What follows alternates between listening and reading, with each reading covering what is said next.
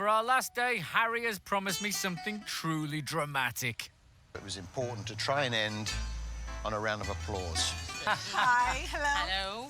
So we're here to learn all about Greek theatre. This whole thing is about getting Chris involved. It's one thing to take Chris to see the wonder, but obviously you'll get more out of it if there's something he can actually do. So we will do Antigone? Harry and I are expected to write 10 lines of dialogue, which we will then have to perform in front of these ancient Greek experts.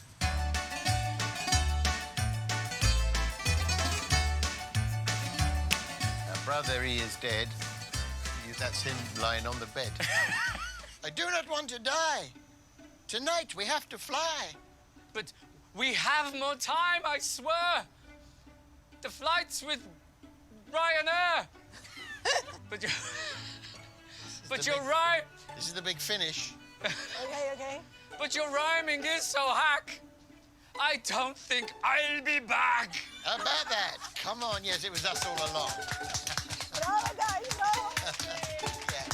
Thank you.